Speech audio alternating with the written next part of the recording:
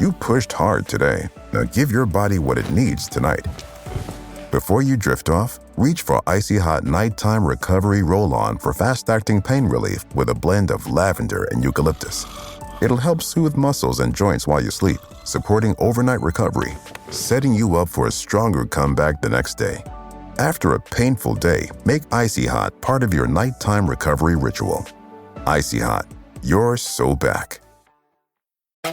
Zootopia 2 has come home to Disney+. Let's go! Get ready for a new case. We're gonna crack this case and prove we're the greatest partners of all time! New friends. You are... Gary the Snake. And your last name? The Snake. Dream team. And new habitats. Zootopia has a secret reptile population. You can watch the record-breaking phenomenon at home. You're clearly working at Zootopia 2, now available on Disney Plus rated PG. With Plan B emergency contraception, we're in control of our future. It's backup birth control you take after unprotected sex that helps prevent pregnancy before it starts. It works by temporarily delaying ovulation, and it won't impact your future fertility. Plan B is available in all 50 U.S. states at all major retailers near you, with no ID, prescription, or age requirement needed. Together, we've got this. Follow Plan B on Insta at Plan B One Step to learn more. Use as directed.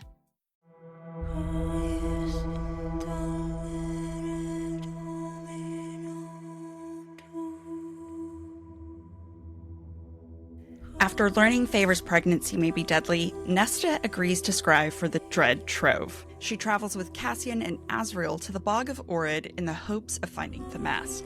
When they are ambushed and separated, Nesta is left alone and terrified, for her life and for Cassian's. Desperate to find the warrior, Nesta stumbles upon a kelpie that drags her beneath the water, forcing her to relive the terror of the cauldron.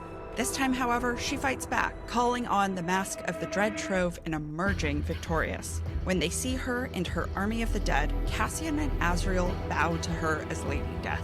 That night, shaken but alive, Nesta and Cassian finally give in to the emotional and physical bond growing between them. Hey there, we're Book Talk for Book Talk with Jack and Amy, your book besties who take the novels you love seriously. This is Jack. And I'm Amy, and we bring the tools of literary analysis to the women-written novels lighting up Book Talk, from romance to romantasy. Think of it as your favorite fandom books, treated with the same respect you'd give a classic in a literature class, just with more humor and less homework for you. Each season, we deep dive into one book, breaking down themes, imagery, and character motivations. Together, we combine our 13 years of literary academic training with our fandom love to help you see your favorite books in a whole new way. We also analyze the story through two different literary lenses, giving you more than one way to look at the text. This week, we're discussing A Court of Silver Flames, the most divisive book in the Court of Thorns and Roses series. In this episode, we cover chapters 31 through 37. For a complete list of episodes and the chapter breakdowns, be sure to check out our Instagram at the handle Book Talk for Book Talk. Before we dive in, let's talk about Spilt. Spoilers, perspective and interpretation, language, and themes. Spoilers, this episode covers A Court of Silver Flames with full context from the preceding books in the ACOTAR series. That's Thorns and Roses, Mist and Fury, Wings and Ruin, Frost and Starlight. If you haven't read those, this is your only spoiler warning.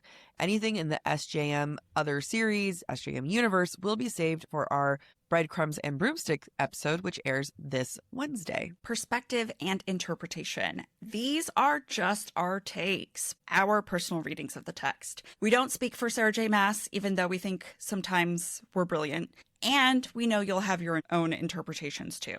We love hearing them, so share away. It is a problem. We do think we're brilliant. There's no humility here in this podcast, except when it comes to language. We use explicit language and we can't help ourselves. I disappoint my mother a little bit more every time. So keep your headphones in and the kids away. Or put headphones on the kids, whichever works for you. We have had listeners tell us that like the kids know that when they put on their headphones, it's like mommy's podcast time. Yeah.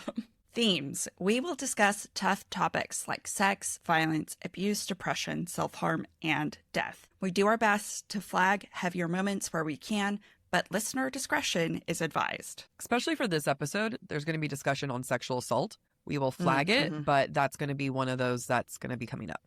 As always, let's keep the conversation going. tag us, DM us, or use the submission form on our website.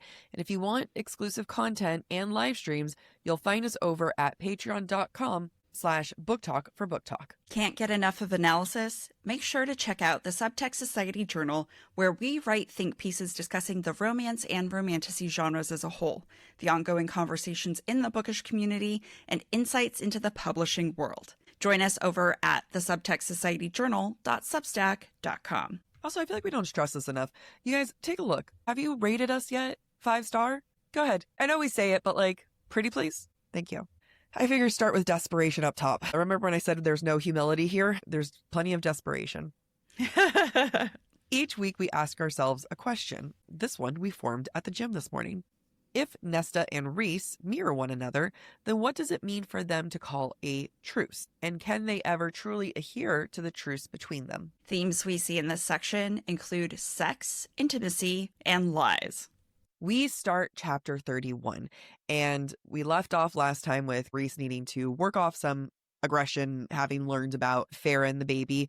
So this chapter starts with Cassian coming back from the training room with Rhys, and Cassian is beat up. He is all black and blue. He's got split lip, and he sits down at the table to eat with Nesta, and this dirty little gossiper who can't keep his freaking mouth shut tells her, quote, the baby has wings. In Chile, we call it capucha. And this, like, Cassian loves capucha.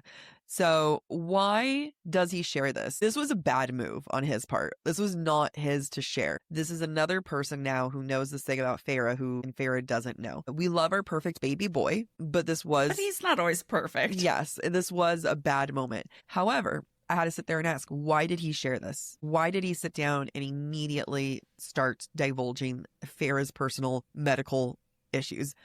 And I feel like it's because they're sitting at the dining table. And the last time we had them at the dining table, Cassian was being vulnerable and Nesta goes down on him because that was her way of supporting him in his vulnerability. Sex is a very bonding, emotional experience for the two of them.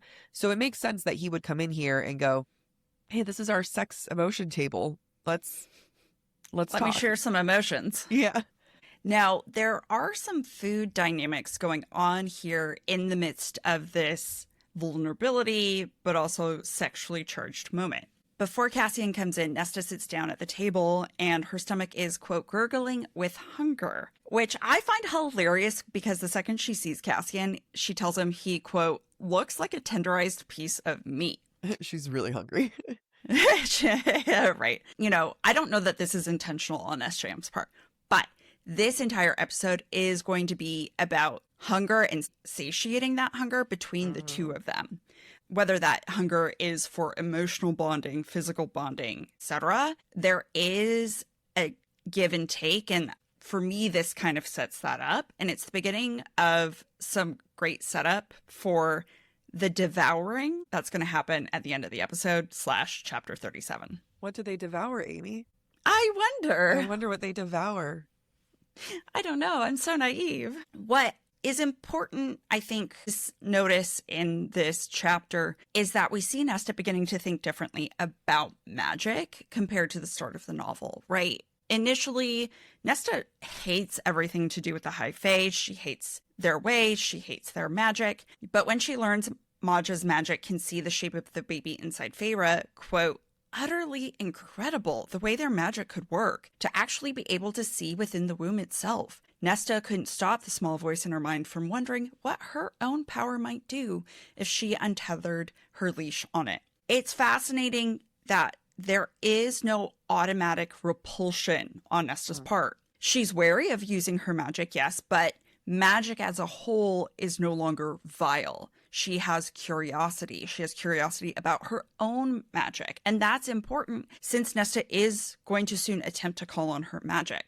This is not something she's intentionally done since the war with Hybern, right? Mm-hmm. So for her to have progressed to this point implies a sense of security on her part. She has control of her magic, but more so she has control of herself in ways that she did not since the war. And that's important setup for what happens in the Bog of Orid. I love that you brought that up because, like, I feel like Nesta really attaches to the baby pretty quickly. And I think it kind of makes sense. The idea of being able to see a baby in the womb is the thing that sparks her to be able to like, maybe like my magic could do something. And it's like, girl, your magic's death. Yeah. But, she doesn't know. I know. So before we go into this though, because there's more baby talk here, I do wish there was a better reason as to why they can't do C-sections. Quote, there's no way for magic to help, short of fracturing a female's pelvis to widen it for the birthing, which may kill the babe anyway. Especially when you have previous books where Cassian's organs were literally spilling out of him. And in Silver Flames, they remind us that Azrael had to like hold his organs to push them back in. But a C-section's too much. I know that probably haunts her, to be honest. I'm sure that like later on, she probably came up with a much better idea. Was like, oh shit, that doesn't work. Like that could have been there. But I see it. We recognize it. We're going to move on. Yeah. So when it comes to Farah, Nesta does love her. Deep inside, there is a love for her. But at the same time, like Nesta really doesn't let herself go there. Quote, Farah's going to die? Her words were a whisper. For a heartbeat, every bit of spite, of anger, of bitterness faded away. Pure, clear panic replaced it. Farah is very closely linked to their father, because Farah was the provider when the father was supposed to be the provider. Farah had a better relationship with their dad than Nesta had with their dad, because Farah was always in his office trying to learn about the jewels and everything. And Nesta resents Farah, but even in this like true panic, there's like love for Farah, just like there's going to be love for her father that she has to eventually admit. Okay. I misread your note. That's why I said I felt the opposite. I agree in the sense that, to what you're saying, Nesta feels love for Farah, even if she can't admit it. I do feel, though, however, that this is maybe the first time Nesta truly understands the extent of her care for Farah. We've never really witnessed Nesta afraid or worried about Farah before.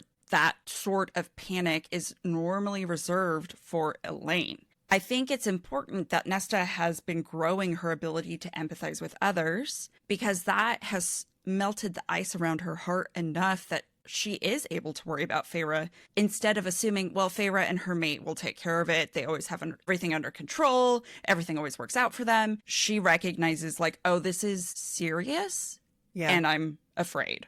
Yep. Nesta also struggles with Rhys and Farah as like a concept and as a partner and everything. I love the way that she struggles to kind of comprehend the two of them, especially Rhys, and the way that Rhys and Farah represent the way that parents and partners should be and what they should do. So this is talking about like Cassian says, don't worry, Rhys is going to find something. He has a list of to-dos. He's going to find a way to save Farah.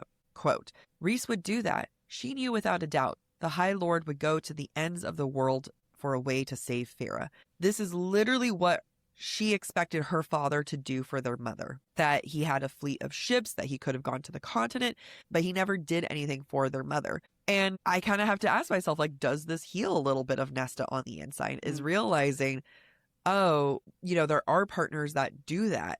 And the fact that Nesta is the one to save Farah at the very end, the thing that the father was not able to do to the mother, again, it starts to heal Nesta a little bit more. It's so intertwined between what she does for Farah, what Farah and Rhys are, what Farah is to Nesta. Like, it's all mommy daddy issues connected. Mm-hmm. I do think it's important that in this moment, Nesta's not, again, viewing Rhys's devotion to Farah negatively. Like, normally her view of Rhys is blinded by bias. However, this is objectively true, and she doesn't judge the truth of it, which, without her saying it, I believe signals her gratitude. She's not able to say outright, I'm so grateful for Rhys and his devotion. Yeah. But she is able to acknowledge Rhys will go to the ends of the earth. And I'm not mad about that. Yeah, it's like that would require her to acknowledge that he's a good guy and require for her to acknowledge that she does care for Farah. It's too much for her to do. This is too much acknowledgement. Right. Like I mentioned earlier, Nesta becomes very protective of the baby. Quote, if that babe survived, Nesta would not allow him to be born into a world once more plunged into war. But she didn't say that, couldn't open herself up like that. This really speaks to her true nature and the fact that she wants to nurture. And I'm not saying that in the way that, like, you know, women should be nurturers. Like, I find Cassian to be a very much a nurturing person. This is actually where I think that they're very aligned. But Nesta here is a nurturer and wants to take care of an innocent. And this type of unconditional love, like when you see a little baby and you're just like, holy crap, I love this little tiny thing so freaking much. I know when I have a baby, I'm fucked. Like, it's going to be like, I just look at the thing and I'll be like crying constantly. And I'll be like, Amy, don't you love? But Nesta, I think, is feeling that unconditional love, that like love for this innocent little baby for the first time. And not only that, I think that this protectiveness, and I've seen this a lot with people who've had to face their own trauma in adulthood, that it's sad for them because they're going to protect the baby the way that they were never protected as a child. Nesta is going to be there to protect, to love, to defend this child the way that her parents were never there for her. Yeah, totally. And it's wild because Nesta's never had kids herself, right? She's never really been around kids. This will be the first child of her and her sister's generation. And quite frankly, she doesn't have to love that baby already. The baby is a figment of imagination, right? Yeah. It's not born. She hasn't seen it. She hasn't met it. She's never met a baby of her blood. She hasn't touched the belly, you know? Right. So I think the fact that the baby is so real already for Nesta and that she is so devoted to its protection already really says something about her understanding the value of life and responsibility for an innocent, like Jack was saying. It just doesn't apply to her, right? It doesn't apply to her life. She doesn't value her life necessarily, but she values the life of what she sees as pure innocence and defenselessness. Which is fantastic. I'm happy that you say that because it makes the beauty and almost irony of the fact that she is a death god, practically, that she is Lady Death, and the fact that you really can't be a controller, a master, and a god of death without the appreciation of life with it. Yeah, that's a great point. After this very heavy conversation, they're just like, hey, so your sister might die and, you know, we're trying to find a solution. And she's like, oh my God, what do we do? Cassian asks her, why have you not sought me out? For sex. For sex, yeah. I mean, it was a great way of phrasing it, though. I don't know why it was, but I was like, that's a hot way of putting it. Yeah. Why have you not sought me out? I don't know. Say that again. Ask me again. I'll seek you. But Nessa's reaction's different than mine. She thinks, quote, she could play this game of distraction. He had no idea how well she'd learned to play it. This is where things deviate, in my opinion. Cassian comes to this table with honesty, telling her about Farah. The last time they were here, it was a very honest, kind of emotional moment. I don't feel like this was Cassian providing a distraction. I feel like this was Cassian finding courage to ask a question because they're here at the sex honesty table. Yeah. Sex honesty table. Yeah. That needs like a plaque of its own that you just put somewhere in your... I'm just imagining someone coming to like a house and be like, why do you have two tables? Oh, that's the one we eat on with our guests. This and is then our that's our sex sex honesty table where we eat each other out. Not in a cannibal way. Understood. I did not think that. Now, as Jack is saying, you know, Cassian's here for honesty, but Nesta's not capable of true honesty, right? She couldn't even admit to herself fully how grateful she is for Rhys, how worried she is for Feyre, right? She is at a physiological surface level of understanding her emotions or willing to acknowledge her emotions rather than going that layer deeper. So for her, if she's not willing to be honest, if she's not willing to share her true feelings about why she hasn't sought out Cassian, then she's going to resort to the coping mechanism that is comfortable for her, especially since the dam has been broken between them, right? The physical sex dam has been broken between them. So she's allowed to access that coping mechanism of sex. And so for her, quote, it was a challenge and a wicked taunt to forget their fear and pain and come tangle with her. She is goading Cassian on. She is flirting with him. She is encouraging the sexual tension between them because this is a moment where she is marrying Rhys. Nesta's afraid for the baby, but she can't talk about it. Rhys is afraid for Feyre and the baby. He can't talk about it. So what does he do? Rhys goes and brawls with Cassian to cope with his fear. Nesta focuses on sex with Cassian to cope with her fear. They Yep. both need that physicality to manage their emotions and to not like fall apart. Yeah. I mean, sex between the two of them, I just like love how complicated it is. It makes sense why this is such a smutty book because there's nothing about sex that's just like a direct thing. We're talking about it being an honest, like this is the way they communicate. It's honest between the two of them. But at the same time, there's still layers to that because for Cassian, it's definitely honesty. And he kind of sticks to the honesty part for the most part. But for Nesta, it's also a reward. Because she tells Cassian to wait to have sex after he heals. But in her head, she thinks, quote, he'd be her reward, but only after she accomplished the scrying. The promise of sex, of Cassian specifically, is what makes her brave. So previously, we had Nesta get the bravery from the priestesses. Now you have Nesta who's going to get bravery from Cassian, sex with Cassian. And then eventually she's going to get bravery from her friends, Emery and Gwen. And then I think eventually we're going to see her finding that bravery from within. Yeah, this moment is so interesting to me. And I want to continue the quote you started. Nesta tells Cassian, quote, when you're healed and looking pretty again, she said, pulling away, then I'll let you fuck me wherever you please in this house. Now, as Jack suggests, Nesta is using Cassian as a reward, but she never tells Cassian that she wants him as her reward, because to tell him she wants sex with him and him alone as a reward would be too honest. And it would, I think, in a lot of ways admit to her fear in general, right? Because she needs to be brave to do the scrying, but it would also admit to her desire for him, which also feels vulnerable, right? Yeah. This comes across as spur of the moment, as spontaneous, but really she does desire him. By convincing Cassian she is his reward, right? You have to look pretty and I will be your reward for being healed, removes her emotions and vulnerability. So every time where she feels something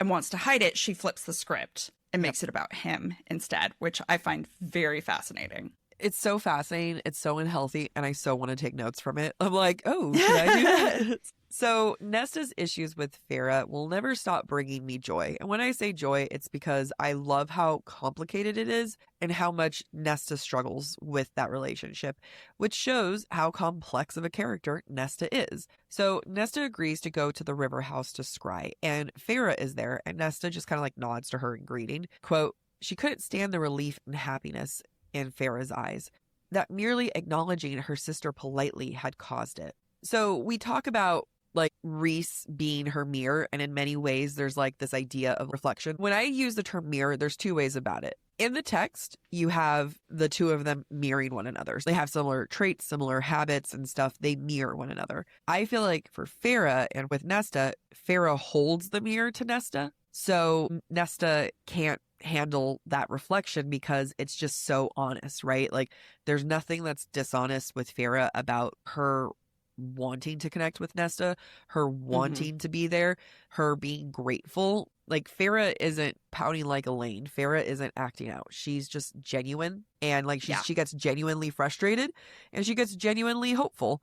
And that genuineness, I think, is too much for her. And in many ways, we talked about this before in other seasons, Farah and Cassian are very similar.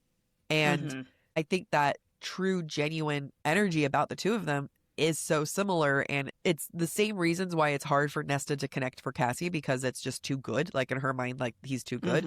I think it's the same reasons why she struggles with Farah as well. Ooh, such a mind fuck where Rhys and Nesta are the same, Farah and Cassian are the same. Yeah. And they're all mated. Swingers, but incesty. No, that's gross.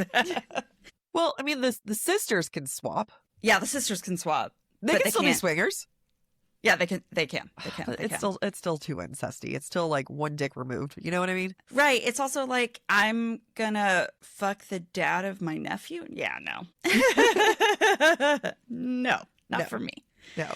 So once I get it, I read your notes incorrectly. I like this idea that Farah reflects back to Nesta what Nesta doesn't want to see in herself. And that is so obvious in this moment. I'm going to read the whole quote that Jack pulled from. Quote, Nesta refused to let anything show on her face as she offered her sister a small nod of greeting. She hated herself when Feyre's eyes softened, hated the raw emotion there as Feyre nodded back, smiling tentatively. She couldn't stand the relief and happiness in Feyre's eyes that merely acknowledging her sister politely had cost it. This is such an intense moment of self-hatred for Nesta. Part of it is because she knows that Feyre's life is at risk. She is worried about Feyre, and maybe for the first time she can see Feyre clearly, objectively, without her own bias. And because of that, Nesta can also see the weight of her actions and how they have influenced the tension between Feyre and Nesta.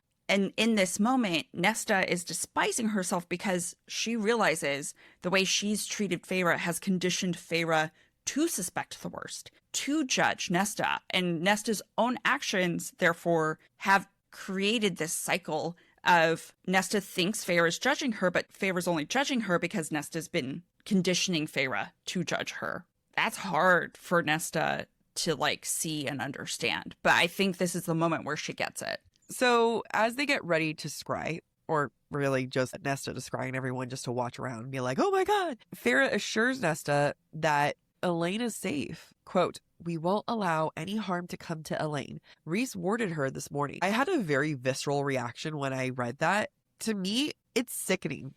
To be warded up all day because of how weak you are. You're so unable to protect yourself. Every single person around you is fully capable of protecting themselves. Not just themselves, but others. Every single person is equipped. Even your drunkard alcoholic sister is starting to get her shit together and is putting herself out there. I can be pissed off about it, but I also can see how rich Elaine's book is going to be. Mm-hmm. And there'll probably be a fair amount of self-hatred. But I mean, if I was Elaine, and I was in that room and I had to be warded all morning, all day, because I'm the only one who is incapable and I've never asked once to be capable, I can see that being a lot of self-hatred. Yeah, I find this moment so interesting, right? Because Feyre tells Nesta Elaine is warded in order to comfort Nesta. So in a lot of ways, Elaine has been warded for Nesta's sake so that Nesta feels comfortable enough to scry, which Elaine must fucking hate in some ways, right? She has been put in a box. Everyone has created the box in which she lives. Yep. Right? It goes back to Elaine's idea that you don't get to own my trauma. Right. You don't get to own my trauma, but that's exactly what everybody is doing. Everybody is saying, in a lot of ways, well, Nesta's been traumatized because Elaine has been captured, so we're going to put Elaine in a box and not let her out until Nesta's okay. But at the same time, Elaine's never stepped up once to remotely even try. So then the question becomes, well, why? Why is it that Elaine has never tried? Yeah. Why is she complacent to her own box? She is a bird in a golden cage. So why is it? I feel like she's going to have a lot more anxiety than we realize. I think she's going to be a classic middle child who views themselves as the one everyone forgets, right? Yeah. As the one people don't think about, who is lesser than the eldest and the youngest. All of the middle children currently listening going, yeah, you're right. Hold the cereals, T. We'll be right back. This show is sponsored by Liquid IV. When I think of spring break, I think of Jack and I senior year Las Vegas. You know what happens in Vegas stays in Vegas, but what doesn't stay in Vegas is the hydration our body needs no matter what. If there's anything that I needed from that trip, it's Liquid IV. And now that I'm older, I really need Liquid IV after going out. I drink Liquid IV's sugar-free hydration multiplier all the time. I'm not even exaggerating. Liquid IV's hydration multiplier hydrates me better than water alone. If you're going to Coachella or any music festival, this is the perfect thing to put in your purse because only one stick and 16 ounces of water hydrates faster than water alone. It's powered by LIV, Hydroscience, and an optimized ratio of electrolytes, essential vitamins, and clinically tested nutrients that turn ordinary water into extraordinary hydration. Compared to water, Liquid IV delivers longer lasting hydration hydration and retains hydration for up to 4 hours. It's backed by a scientific advisory board with world-renowned researchers to conduct clinical research trials. And for our vegan, gluten-free, dairy-free, soy-free girlies, this is perfect for you. It's always non-GMO and has delicious sugar-free options like mandarin orange, rainbow sherbet, my favorite, mango pineapple, and more. Soak up unforgettable memories with on-the-go hydration from Liquid IV. Tear pour, live more. Go to liquidiv.com and get 20% off your first purchase with code BookTalk at checkout. That's 20% off your first purchase with code BookTalk, BOOKTALK, at liquidiv.com. You know what's so sad is, like, in my family, they make fun of the middle children. It's like in Spanish, but like the translation is "what about me?" We call them the "what about me" kids. And it's just so unfortunate because, like, that's, you know, they're like, oh, that's the, like, what about me? What about me? What about me? And, like, we grow up kind of laughing at that. And then as I've gotten older, and specifically as you said that moment, like, not until this very second where you're like, they feel forgotten. I'm like, that's literally why they have to be "what about me?" Yep. I mean, so one of my brothers is considered the black sheep in the family because he's not like the rest of us, even though he's the middle child of the biological kids, Ben. Yep. And he's the "what about me" kid. And I don't blame him. Like, my heart breaks for him that he always felt inferior to me and the brother before him. And he was never focused on the way the brother right after him was, or the babies were. It is a real thing. Yeah. And Elaine is probably going to be very much that. Yeah. But and yeah. I think it's going to shatter me, to be honest. Yeah. The more it pisses me off, the more I have to ask myself, but why? Why does she not even try to step up? I think she's going to be more agoraphobic. Interesting. And I don't mean necessarily like that she is straight up agoraphobic, which is like afraid of being outside. But I think it's going to be like some kind of like OCD compulsion type thing. Like, I feel like there's going to be a very distinct disorder within her, or mental, not disorder, but like a mental block or barrier. Like Nesta, we had alcoholism and depression, like just good old fashioned depression. My hunch is that hers is going to deal with anxiety, but in the type of way that for some people it's crippling. Yeah, I could see that. I could also see not that. I think what I see in Elaine mostly is a woman who has been surrounded by very vocal, very, for lack of a better word, independent women, right? Nesta and her mother dictated what Elaine would be. Yeah. Feyre went off and did her own thing and provided for Elaine and their family. So what role has Elaine ever played except sit there and be pretty? But then the question becomes, why has she never wanted more or tried? Well, yeah, I guess what I'm trying to say is something about that must be so disempowering such that she cannot. Or has not tried. It is one of those things where, like, for me personally, I get really stuck on, like, well, why didn't you try? And that speaks to my trauma. I respect when people feel stuck. We're going so deep into this and off the rails. I think, like, you could get it as two people who had a lot of trauma happen to us at a way too young of age, who had to step up. One of the hardest things for me to relate to and, like, try to have empathy for, and I do try to make space, are for the people who don't try. And those are the ones that I tend to have like the biggest reaction of like, well, why aren't you trying? Because it's like other times, like, you don't have an option. Sometimes you just have to do it, and you have an option to try and you're not even trying. I have a feeling that like all of this is right and we're on the right path because like I have such this visceral reaction to her. Yeah. And it's like, what are my issues with her? Yeah. In my opinion, she's a Leo. You have upset so many Leos. She's not giving Leo. All that to say, Elaine continues to fascinate me. I can't wait for SJM to make me like her. I'm sure I will. But like, I have empathy. Now that I understand like what it is that pisses me off about her, it's like, you know, this is one of those moments where I'm like, okay, Jack, empathy, understand, be open. Now, there is a moment between Nesta and Asriel that I want to point out because I think is so important for the foundation upon which their future relationship is built, because they do end up having this weird connection.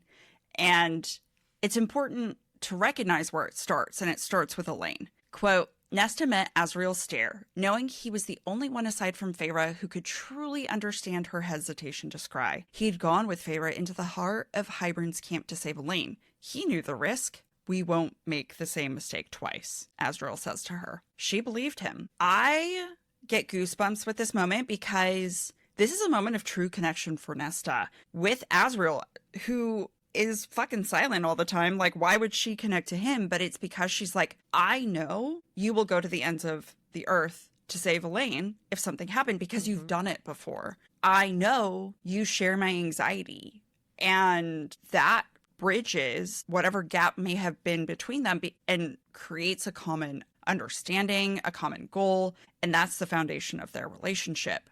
I do wonder if Azrael ever hurts Elaine's feelings, what will happen? But maybe there's enough damage between Nesta and Elaine. Well, he's already hurt her feelings because in the secret chapter. No, I know. And that's what I mean. Yeah, but when Nesta finds out. Right, exactly. And that's what I mean. Yeah. Is we know Azrael will hurt Elaine's feelings. When does Nesta find out and what happens is what I want to know. I feel like, Nesta has a lot of clouded judgment. But I also feel like she understands people pretty well. There's not much of what she accuses people that's wrong. You know what I mean? Like, she calls Rhys to be very, like, she doesn't like his personality. He's grating. He's smug. She's not necessarily wrong about her judgment of people. She just, likes them or doesn't. And there's going to be a line later on where she says that Elaine is basically a dog who will, go to whoever feeds her. And later on, my note's going to be like, you're not wrong. You know what I mean? And I feel like the second we get Nesta's opinion on whether they're a good match or not, it'll be the right answer. Like, Nesta's thing is that she has to detach from Elaine because it's so codependent. And I hope that she's detached enough that, like, if Azrael hurts her or when she finds out Azrael hurt her feelings, that she's kind of like, well, you guys were never a good match to begin with. And if you think so, you're an idiot anyway. And I feel like that would be very telling. Whatever Nesta says, like, I would be curious to see if she's right or not.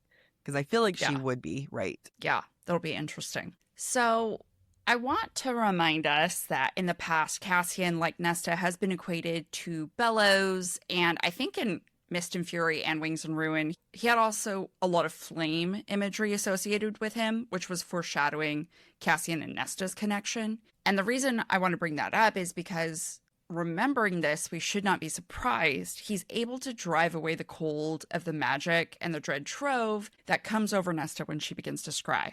Quote, Cassian's warmth seeped into her side, his wings rustling near her back. What makes me respect Nesta in this moment is that the act of scrying is equivalent to Nesta deliberately and willingly going into the cauldron. Quote, Nesta eased into that darkness as if slowly submerging herself in a pool. That alone should tell us how much bravery this act requires of her. And she's only able to do it. I love that this came up at the beginning of the novel. She's only able to do it because Nesta has spent time submerging herself in cold baths to manage her fear of the cauldron. And because she's done that, she is now able to do this, which I love. However, I will say, and I'll bring this back up when we get to the Bog of Orid, it is repeating her trauma cycle, though. And that we'll get more into that later. Or is she facing her trauma cycle? We'll have to discuss that later. Yeah. It's probably a little bit of both, to be honest. Yeah. So there are moments when Rhys and Farah are still very much Rhys and Farah, and I think it's cute. And I think it's important to call out. So this is like when Nesta starts crying and like her eyes turn silver. Quote, Rhys shoved Farah behind him. She shoved her way back to his side. I love that it's cute. I love that it's consistent. And I just want to point out these little moments because I feel like one of the biggest criticisms we've heard is the fact that like they're nothing like they were before. There are so many clues that they are still the couple that we know and love. And just like a moment like that where she's like, the hell, get off of me. Right. I can take care of myself, sir. Yeah, just because she lets him put a barrier over her, just because she forgives him about the whole baby, not telling her about it, it doesn't mean that she doesn't hold her own in this relationship. And I will point another instance out later. And now Nesta is scrying and Lady Death takes over.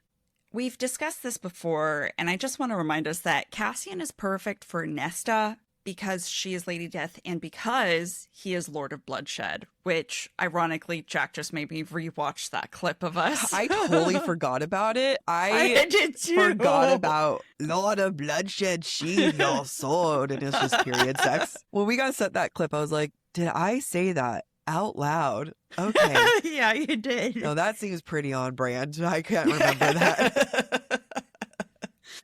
All right. Quote. Nesta turned her head so slowly, it was like watching a puppet move. Her eyes met his. Death watched him. But Death had always walked beside him every day of his life. So Cassian stroked his thumb along her palm and said, "Hello, Ness." It's hot that he does not balk, that he is not deterred by the power of death within Nesta. And quite frankly, that's exactly what Nesta needs. She needs someone who can stand toe to toe with her no matter the circumstances. And that's what's really beautiful about this moment and why Nesta wants him at her side, because she knows no matter what happens to her, he's not going to run away from what happens. Because you read it out loud, I was like, ooh. Because I could not stop for death, he kindly stopped for me. Emily Dickinson. I love that poem. I do too. So Cassian tries to pull Nesta out of this whole trapped in her own hypnotic death scrying moment. And he tells her, quote, "Let go of the stones and bones. Then you and I can play. Then you can play with these stones and bones." His penis and his balls. It actually works. These stones perfectly. and boner. Yeah. It does. These stones and this bone.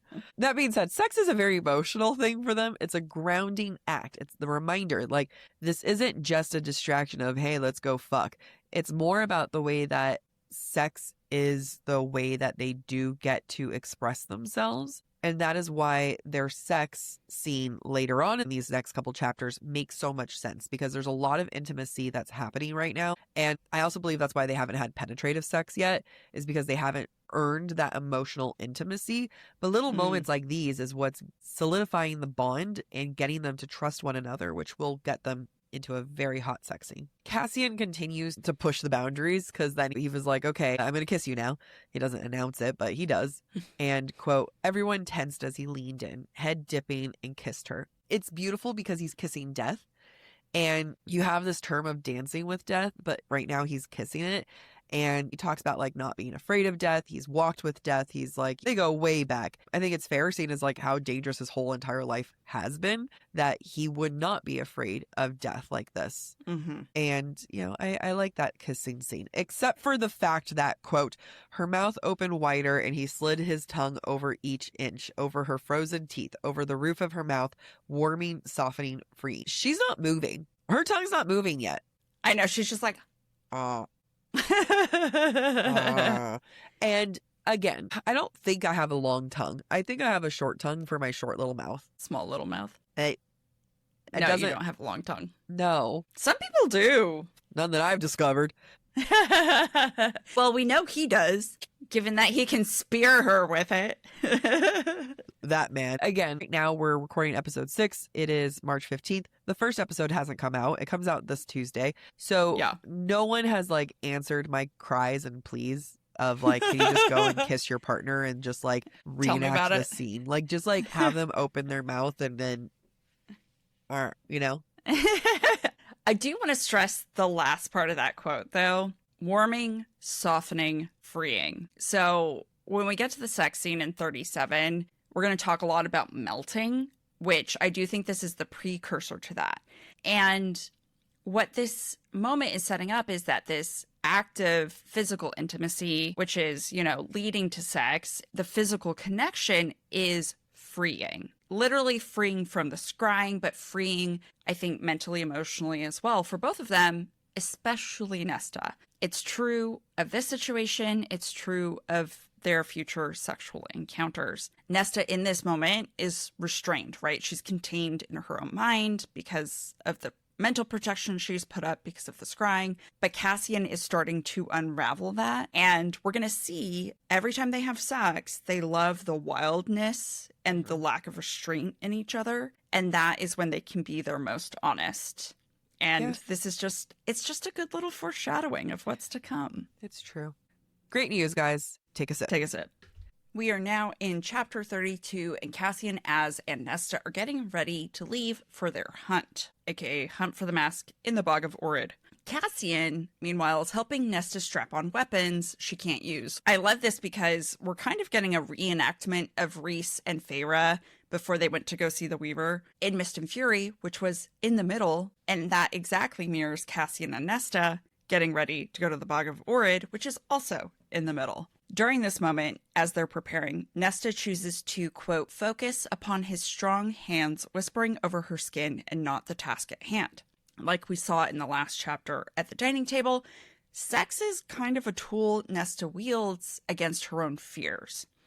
She uses it to distract herself and call upon her own bravery, or call upon her inspiration from Cassian. I don't know. Anyway, it's a distraction. I want to go back to the fact that the Cassian and Nesta mirror Rhys and Farah. There's a lot of beats that are similar. You have them going to the bog, kind of preparing for this battle. And then you also have the dream sequence where Farah had to wake Rhys up from the dream. And then you also have Farah and Rhys, when they first hook up, Farah tells them it's just sex. The same way that Cassian and Nesta kind of like, you know, say to one another and stuff. There are like similar beats. Lots of to similarities. This. Yeah. Rhys and Farah are there to see Cassian, Azriel, and Nesta off. And Cassian is being a little sassy and Nesta is jokingly over his shit. And she looks over at Azriel and they kind of like share a look of like, this guy, our guy that we both love. And she thinks, quote, they could be allies. That smile seemed to say, against Cassian's utter insanity, she found herself answering Azriel with a slight smile of her own. And this is Nesta finding her own footing in this group. And it's more than just like she has Emery and Gwen, and that's important for her to have her own inner circle. But Nesta needs to be able to have a foot in this specific inner circle. She needs to have her own ally beyond Cassian. I think Azriel is a great one. Again, the only ones who she has like issues with are Rhys, Moore, and Amren. Yeah. And now Elaine. Yeah, but Elaine's not really part of the inner circle right now. She's not. She's really not. She's tangential. Nesta is about to leave for possible death, putting herself in danger in order to save Elaine. And quote, Elaine had again opted to remain in her room when Nesta was present, which was just fine. Again, the bare minimum of like, I have no pity or sympathy. You know what? I was trying to look for it. I was trying to look for that empathy, and it's gone, out of season. It's not empathy season. It's not in stock, unfortunately. Because you're telling me that your sister is about to risk her life and you can't even remotely try to come outside just to like watch or observe, or to be like, you know, like glaring coldly or something. You just don't want to leave your room. Yeah, I will admit this is wild for me to think about. The fact that Elaine can't even be grateful that Nesta's trying. Yeah. Like, Nesta's trying. Yeah. She's making progress, and you can't even deign to show up. It does make me wonder, because this is not the first time Elaine's not been here, right? It does make me wonder if Elaine is up to something we don't know about. That's what I said that one time when Cassian said, and Elaine is up early, or someone mentioned casually, Elaine was up early doing God knows what. Like, right. She's shady. Yeah. There's got to be something going on. Even SJM doesn't know what's going on, but she's like, I'm going to leave this open so that I can use it if I need to. I don't trust the shady middle child over here. This lazy ass. Poor middle children. You know what? Middle children are misunderstood again and again and again. I'm sure you're lovely, middle children. Just try. It's funny. There's a reason why the majority of my friends are all eldest children. Like, Latin families are known for being particularly brutal and like just mean. Like, my mom will send me videos talking about how mean Latin families are to one another.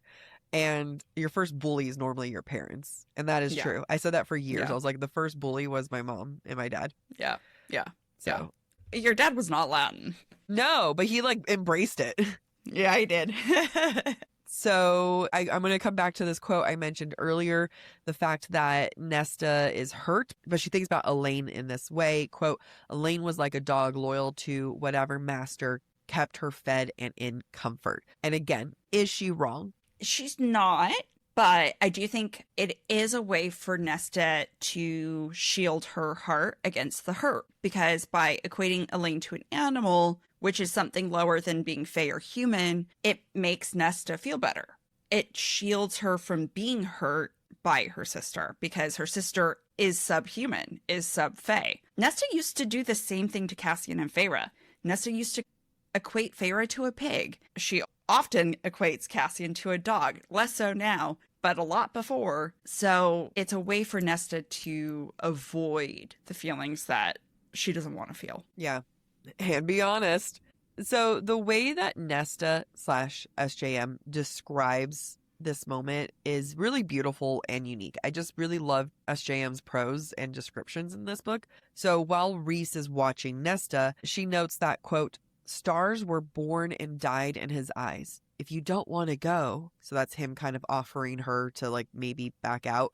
And I think this is a really clever way of Nesta, aka SJM, to describe Rhys's thoughts and the fact that you can tell there's a battle. Like you can hear those descriptions, you can see them warring. You know, there's a war in his eyes. You can tell there was arguing in his own mind. And a way of saying that again, like instead is stars were born and died in his eyes. Thoughts were there, and then thoughts had to disappear. Yeah, it is a very pretty description. At this point, Nesta, Cassian, and Az travel to Orid. I have so many things to say about this in the Breadcrumbs and Broomsticks, so I'm not going to say them here. Stick around for tomorrow's episode. But to sum it up, Nesta, Cassian, and Azriel look around, and then Azriel is shot down by none other than Eris's missing Autumn Court soldiers. Dun dun dun. Quick sip. Take a sip. Hell yeah. We're about to enter the quick chapters. We're now in chapter 33. Some of the things that I left out from chapter 32 is the fact that in the middle, around the Bog of Orid, is very stale and dead. But now that Az has been shot down, the environment turns violent and sinister. And we're in Nesta's point of view, by the way. Quote, "Trees thrust upward, sharp as swords, and Cassian swerved around them, wings within an inch of shredding on those spikes." Another example, quote, "Orid devoured Cassian's swift wing beats within seconds, so Nesta couldn't even hear him as he disappeared into the mist." Descriptions about Orid and the environment around them now make it seem like a predator. It increases the reader's and Nesta's apprehension and terror, and it creates an environment of unease, which I appreciate because it's consistent in Nesta's point of view, and it helps us understand her hastiness and her fear. It isn't quite as obvious in Cassian's point of view until later when he cannot find Nesta. And more things that are consistent is that when we're in Nesta's point of view and we get these descriptions. So at this point, Cassian drops Nesta off at a tree and he leaves her there. So I'm imagining she's like laying on the tree branch and she has her arms and legs wrapped around it. And we get this quote, "Nesta clung to the tree branch so hard her entire body trembled, the silence of the bog wrapping around her like a leaden blanket." Would Nesta ever say she trembled because she was so scared, that she was so worried for everyone she was trembling? No. Nesta would say that she was gripping the tree really hard, that her entire body trembled. Now, is she gripping the tree because she's scared? Yes. Like, you know, obviously there's that. But the fact that it's not leading with the scared part, it's not leading with her feeling scared, you have to infer it. You have to read between the lines here. And it's just so consistent that Nesta's not, when it comes to her emotions, doesn't just say it as it is. Yep. So now we switch over to Cassian and he's fighting and he thinks, quote, "After so many brushes with death, it was only a matter of time until it stuck." Very different than his earlier thoughts of being like, you know, I'm badass. I kissed death. Now he's like, shit, one of these times. I like it, but you know, you kissed, you made out with death. You didn't even really kiss death. You like tongue fucked death's mouth. All right. That's a different Emily Dickinson poem. So in Cassian's point of view, the environment is violent, but less sinister than from Nesta's point of view. Quote, "Mist bit at him. The heavy air slapped his face, but he drew a blade and the knife at his thigh in silence." When Cassian sees Azriel, though, his inner protector/predator is activated. Quote, "The sight of Az's injured wing made his head begin roaring. Cassian killed and killed and did not stop. Lord of bloodshed." Lord of bloodshed and of period sex. But when we return to Nesta's point of view, she is now defenseless. And I love it because going back to Jack's point, she can't just admit she's terrified. But even in her own mind, she equates herself to a defenseless child, or in this case, bear cub. Quote, Nesta's limbs were beginning to lock up from the effort of clinging like a bear cub to the tree. Earlier in the chapter, when she was first put on the tree, she also thought to herself Nesta had, quote, wrapped her hands around the branch and was clinging like a child who'd climbed too high. Again, she can't admit that she's scared, but she is scared. And the feebleness of this is so abhorrent to her, she can't admit to it. Her terror, though, continues to be evident in the description of the environment. Quote, there was no sound, no flash of light, only the silent bog and the mist and the dead tree. Every breath echoed her thoughts. Every breath was gobbled up by Orid's oppression. Great description. It's so good. I mean, you have Cassian who's being slapped by the air. Yeah. And then you have Nesta's breath that's being devoured. Yeah. Now, Nesta decides she would rather die trying to find Cassian than be a coward, even if she doesn't know how to protect herself. Quote, she couldn't endure sitting in a tree like a coward, not knowing if he lived. And she had magic, had no idea how to use it, but she had that at least. Maybe it would help. This is the first time in this book Nesta has truly thought of her magic as a tool to be used, not fear. And that is so important for her progression and for what's about to happen. So like we said, Nesta decides to go looking for Cassian because she's all worried for him, but she has to go through the water. And that then brings this issue of swimming. Quote, she knew how to swim. Her mother had made sure of it, thanks to a cousin who had drowned in childhood. Am I crazy for remembering this? But Feyre had to teach herself how to swim because she had to watch other people swim and then was like almost like killed herself trying to learn. So I just was like, wow, you're going to teach one child and not the other. Mama Archeron really did not give a shit about Feyre. It does make me wonder if Elaine knows how to swim. Oh, that would be interesting. I was 3 for my first swimming lesson. Yeah, I mean, I feel like growing up in the Southwest, you have to learn. Because I think we went to swimming lessons really young as children too, in Arizona. Because even though it's a desert, everybody's got pools. Yep.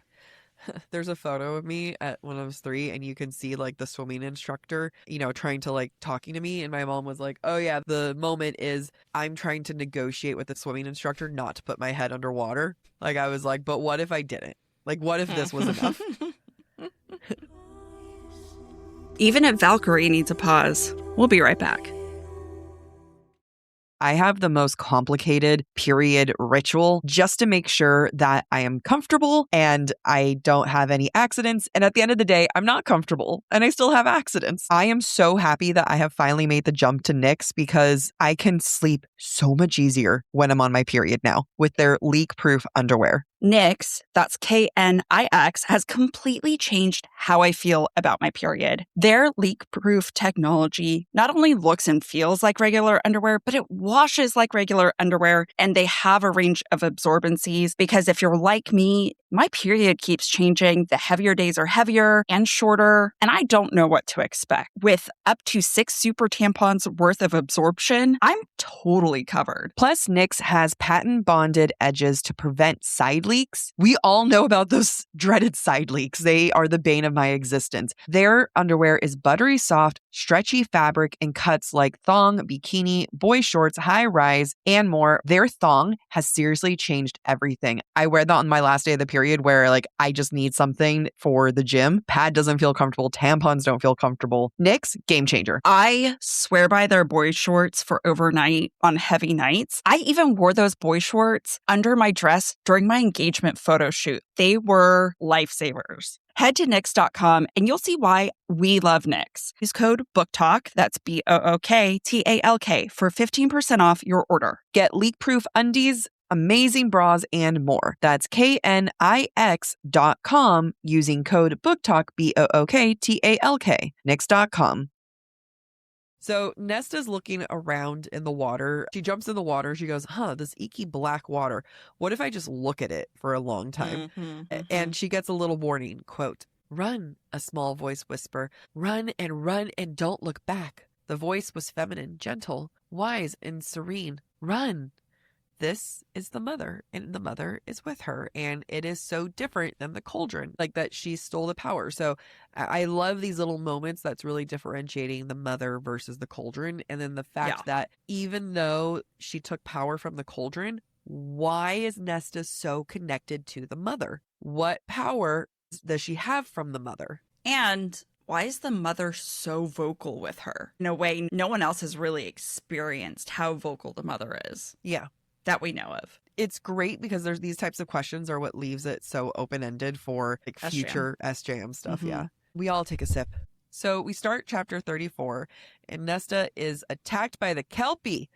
And I would like to view this attack and the Kelpie and this whole experience as a larger metaphor because it's our podcast and I get to do what I want to do with the metaphors, regardless of, at first, this was me being defensive because I was like, people are going to think that I'm just like, I'm digging too deep. And then later on, I look at a note, I'm like, actually, I think this is exactly what SJM intended. So I'm going to read the quote.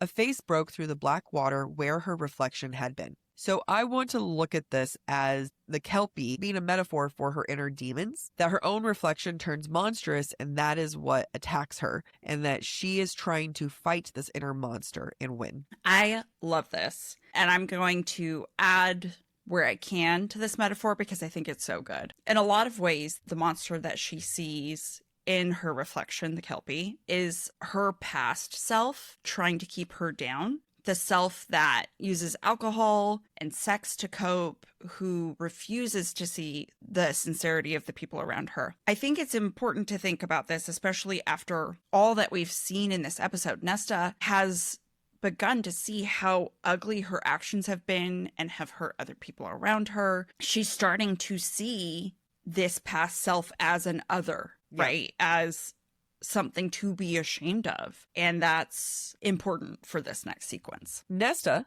understandably, is very freaked out because she's like sitting on the ground while this like large, creepy humanoid thing is climbing out of the water naked and is like, you know, slither monster noises. And you can interpret it as not being like, are you lost? Do you need help? I can totally help you. That's not what it's saying. Quote, her bladder loosened, her lap became wet and warm, just like her sister. I know. It's like, oh, it runs in the family. It's funny because there's a part in the Call Her Daddy interview where SJM is like, if I ever met Orlando Bloom, I would just shit myself, piss myself, everything would be coming out. And everyone's like, and that's where it came from. That's where the watery bells come from. That's where it is. But while this is a rite of passage, and we saw this happen with Farah in book 1, and I think again in book 2, Farah has many scenes of watery bells. She's our IBS queen. It happened because Farah faced death in a different way. This is not facing death in the sense that they might starve for the winter, right? This is facing death in the sense that you're on your own. The only one who's going to save you is you.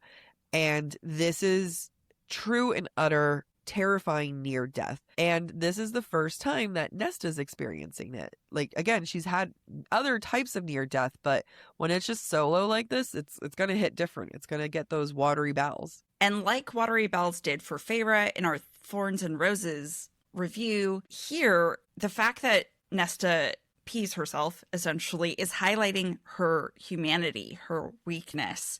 And we're finding her, quite frankly, at her lowest physically, right? We've seen her at her lowest mentally, emotionally. We are now seeing her at her lowest physically in this sequence. And that is so we have a marker for before she really starts training in earnest and her progression until she becomes a Valkyrie at the end of the novel. Now, the Kelpie is disgusting and, you know, obviously a predator and almost a ghastly version of Cassian. Oh. And that, in my mind, the interaction that Cassian and Nesta had during the scrying of him kissing her to warm her up. Yeah. Right? The Kelpie and his long black tongue writhing in his mouth. This is a quote, by the way, as if he could already taste her flesh. Like, I could just feel the perversion. It's so gross. The quote is, in fact, long black tongue writhing in her mouth.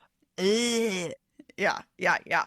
In some ways, I like to think also of the Kelpie not only as Nesta's past, but also all her vices, all the men she slept with when she was at her lowest. And I'm not shaming her for sex, right? This is Nesta viewing herself right now in her past. It's all the vices that she indulged in that were not her. essentially, that she's viewing through the Kelpie. Let's continue this metaphor. Quote, Nesta couldn't recall how to scream as he lunged for her, couldn't do anything at all as those long fingers wrapped around her legs, claws ripping through her skin, and yanked her towards him. I love it because this monster really represents that self-hatred, the inner demons. And I think this is a very beautiful metaphor. I mean, even the way that you're saying that some of this self-hatred is the way that she used sex. And again, we're not shaming sex, but like there's moments where Nesta had sex in a way that was like, fuck yeah, I had a threesome twice. And then there's other times where it was like,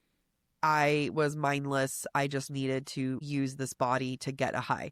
And, you know, as this Kelpie's like grabbing her legs and pulling her, there's like that underlying, not sexual tension because it's not wanted, but like threat of violence. We're going to flag this now. It's just going to continue to be more discussion of sexual assault. So, you know, trigger warning there. Yeah. Now the scene ends with the Kelpie, quote, towing her along as he slithered back into the frigid water and dragged her under the surface. So as I alluded to before during the scrying, Nesta's trauma is being repeated, right? Her past self is literally dragging her back into her trauma cycle by taking her back into the frigid black water. And this metaphor, to me, is demonstrating the trauma loop Nesta has been stuck in prior to the start of the novel. And it's threatening in this moment to drag her back. You can't grow. You can't get better. Elaine hates you. You're worthless to her. You're a bitch to Feyre. Feyre doesn't deserve that, right?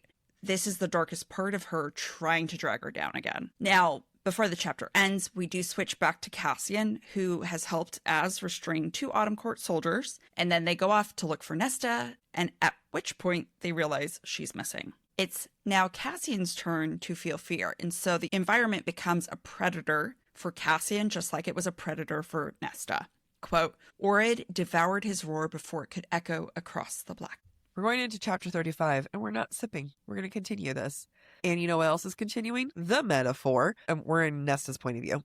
Quote, she had been here before. It was just like the cauldron being hurled into the icy dark. This is her facing that trauma. She is facing the trauma both with the cauldron, and unlike the time where she kind of was like when she was scrying in it, she described it as being like the cauldron. This is her being dragged into it rather than, you know, kind of dipping a toe. And also, this is very much going to be mimicking the way that she had to fight Thomas off when he was assaulting her. So we have a lot of cauldron metaphors, sexual assault metaphor, self-hatred metaphor happening here. Yeah. And this is the rude awakening in some ways that Nesta needed to find herself again, right? From Cassian's point of view in the past, he's been like, I don't know where the woman I met has gone, right? I don't see that woman very often anymore. And I think in this moment, we're finally getting to see the Nesta from Mist and Fury and Wings and Ruin again. She is at a point where she's finally capable of cutting down the part of her mind that has been stuck since the war and her father's death. Quote, she'd taken her last breath and hadn't even made it a good one. So focused on her terror, she had forgotten that she had weapons, and she had magic weapons. Blind in the darkness, Nesta grabbed the dagger at her side. She'd fought back against the cauldron. She'd do so now. Yep. So they're underwater. She can't breathe, but then, you know, there's a way that he can give her air, and that's by like shoving his nasty meat rotting breath into her. I know, it's so nasty. Quote, she gagged but opened for him, letting him fill her mouth with another life-giving breath that had nothing to do with kindness. Now, if you want to continue with the metaphor, which I will be doing, you can say that her inner demons is what's been giving Nesta life, and that's what's been keeping her going. And you can't sustain on inner demons alone. You got to find other type of peace. And the fact that Nesta needs to make peace with that. You kind of have to also accept that the reason why you're here is like some of the mistakes that you made or like the trauma. And you kind of have to honor that. Like you can't just resent it the whole time. Like you are the way that you are here because you had to cope, and sometimes the coping skills weren't great, but like you're here now, and whatever you want to look at it, it's like you have to make peace that that's what got you to this very place. But also she needs to fight to have a new way to take a breath in her coping. That is not her inner demons. That is not the Kelpie. Yeah. Yeah. I love that idea because it's so true for Nesta. It's true for anyone who has had sadness or trauma or difficulties in their life. You might not be there now, listener, but I'm at a point in my life where I can say, yeah, things that have happened to me are fucking shit, but I'm really grateful I got through them. I am proud of the person I am today, and the person I am today is the person who endured those things. Yeah.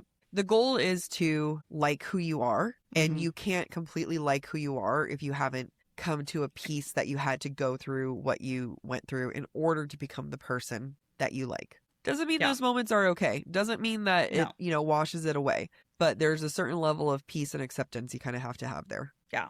And Nesta, I think, as we can see in her fight, wants to get to that point. She's frustrated by this repeating cycle she's found herself in and the demons she keeps running into. First Thomas, and now this Kelpie. Quote, his little prize, that was what the touch said. How he would make her suffer and beg before the end. She had escaped the monsters of the human realm only to find the same ones above the wall. Had escaped from Thomas only to wind up here raging as she had then. Nesta does not want to be owned by her trauma. And she doesn't have to be owned by her trauma. You could argue in a lot of ways she's allowed her trauma to steer her life up until this point, and she's done with it. And so she calls on her power. She's like, I'm finally ready. I don't give a shit if this power overtakes me. I need to use it because I don't want the trauma to overtake me. But instead of her power, she ends up with the Mask of the Dread Trove. If we wanted to progress this metaphor, in order for Nesta to break free, to get out, is to embrace her power. So what does it mean that she has to give that power up at the end? And what does that power actually represent in the larger metaphorical sphere of things? And what is it that you have to learn to release after you've gained that power and control of that power? We have no answer now, but I'm putting that out there so that we have to think about it now. Yeah. I'm putting that out there for everyone, Yeah. Just kind of mull that over, because I definitely feel like there's something there. Yeah, I do too. TBD. One more sip. Nesta has the mask, and we move into chapter 36.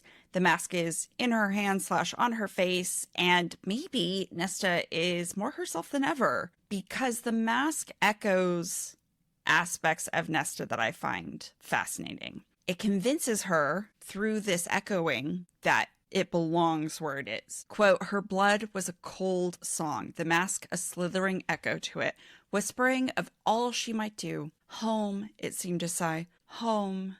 The power of the mask was an icy song through her. So it's interesting how at first she thinks the song is her, but then the mask is the song through her. We don't quite know to be unnerved just yet. We just get the sense that this feels right, and that Nesta, by accessing magic, is finally where she belongs, which is in control.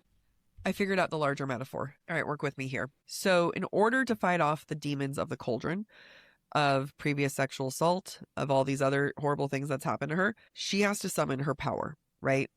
And she has to learn to make true peace with that power and everything. Ultimately, she gives up that power. That is false power. It is a path to what gets her to find her true power. The mother is representative of her true mother. The cauldron was never her power to begin with. So I would argue the power of the cauldron is a metaphor of when was the time she needed to protect herself the most and actually did. And that's when she stole the power from the cauldron, its freaking self. And later on, when she gives up that power, it's more about giving up the power of needing to claw tooth and mouth for safety. Yeah. Let me go on with that thought, and to clarify, the power of the mother, you said is her true mother, but no, not her true mother, her true power. Yeah. You said true mother, so I'm going to clarify. You meant true power. I like this idea because Nesta clawed power from the cauldron that has never been hers. It was never meant for her, right? And so in a lot of ways, power from the cauldron is borrowed. It's a crutch. It is not her true power. So for her to relinquish the power of the cauldron and to rely on what the mother gives her and what is within her herself is for Nesta to truly come into her power, for her to truly access what she was always meant to access and to stand on her own. Nesta claimed the power of the cauldron when she felt the most was stolen from her, when she felt the most victimized, when she was the most stripped away. Nesta releases that power, releases that trauma when she gets to be there for the person she's hurt the most, and that is Farah. I like that. It's going to make me accept liking her giving up her power more by the end of it. Yeah. Because again, she's not completely without power. Yeah, she's not completely without power, and that power was never actually hers. Okay, so now to continue with this. So this is more touching on the sexual assault part of this larger metaphor of while she's fighting with the Kelpie, quote, though she had fought back against Thomas, against the cauldron, against the king of Hybern, they had all happened to her. She had survived, but she had been helpless and afraid. Not today. Today she would happen to him. Life, trauma, it happens, but we have the power through healing to start to take control of what actions you put out, and that is what Nesta is doing here. She can't control what happened in the past, but she can control this moment as to the best of her abilities. What Cassian and Nesta have in common, though, is the way that their true thoughts come out. So now we're in Cassian's point of view, and he is looking for Nesta. He is absolutely freaking out. And we can see just how much he really does love her. Quote, he had to find her or else he'd crumple up and die. Like, he's going to die if he doesn't find her. Which is so vulnerable. Yeah. For him to admit right before they have just sex. Right before they have just sex? Just sex. It's just sex later on. Yeah. Because he also ends up very vulnerable at the end of the sex in 37. There's a lot of vulnerability in this boy, and he's just trying to hide it. Although I'm going to have notes about aftercare. Okay. Yeah. To stay on theme, SJM's consistent. Cassian's panic is echoed in the descriptions of the environment. He and Az try to reach out to Rhys, but it is, quote, as if the bog swallowed their messages the same way it swallowed sound. Nesta then shows up, like she comes from the water. It's really cool. She has an army of dead soldiers. She's holding the head of the Kelpie, and it's mimicking the way that she held the head of the king. Only this time she is the one to kill it, because even though everyone's like, you killed the king, she kind of did like he was already going to die. Like, he was already dead. She just got to have that final swing. But this time it's like her true kill. And Cassian and Azrael show some damn respect, quote, and so they did what their people had always done before death's beautiful face. They bowed. And I love the idea that women can be death too, because so oftentimes women are associated with life, that we give birth, we provide life. But, women can kill too. Women in men's fields, and men should bow to death. This is such a powerful scene. I love all the fan art I've seen of it. I think about it a lot, of Nesta just rising from the water. Yeah. In all her glory. What I love now, though, is that when the mask is removed, Nesta reverts to the imagery of a terrified child, just like she was in the tree before she went searching for Cassian. But this time it's from Cassian's point of view. Quote, and then she was clutching the mask to her chest like a child with a doll and shaking.